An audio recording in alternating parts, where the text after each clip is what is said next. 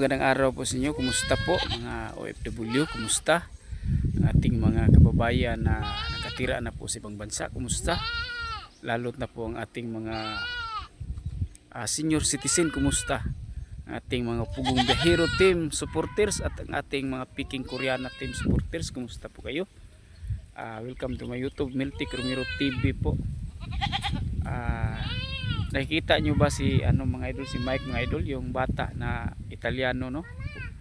Tinutulungan ni Sir Paul, yung nasa PB House ngayon.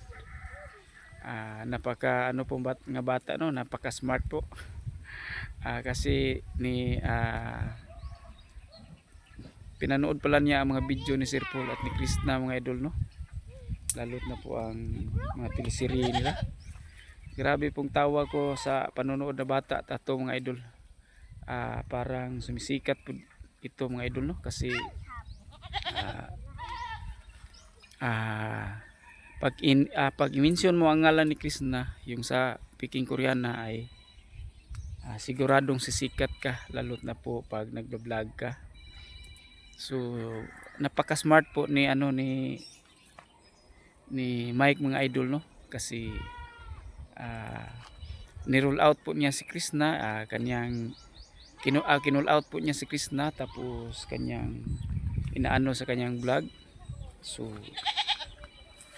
napakagandang bata po na si Mike ay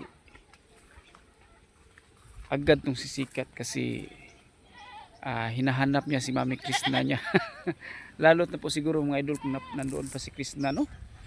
Napaka siguro sa PB House, napaka masaya siguro, lalo't na po pag magkasama sila, si Aisa, si Milvin at si Junjun at si Krishna, yung mga sila kasi ang mga idol, sila kasi ang magkadikit palagi, sila magkasama palagi. So napakaganda pong panoorin sana, pero para sa akin hindi na lang siguro bumalik si Krishna po sa PB House kasi masaya na po doon siya sa kanila. Sa taga Cebu, no? Salamat sa pag-subscribe po sa akin mga taga Cebu. Ito po ang aming lugar dito sa Cebu mga idol. Ito po, kahit bukid, probinsya po, kalsada yan, at doon ay balon, ay meron pa ring solar kahit probinsya. Ulan ang mga idol, ulan po. Uwi muna kami mga idol, kasi ulan na po. Maraming salamat po sa ating mga Crispaw Natics dyan na nanonood. Ang ating mga subscriber na mga Cebuano, kumusta? Maraming salamat sa palaging suportar po sa aking mga video mga idol. At uwi muna kami mga idol kasi umuulan. Ito ang aming province dito sa Cebu.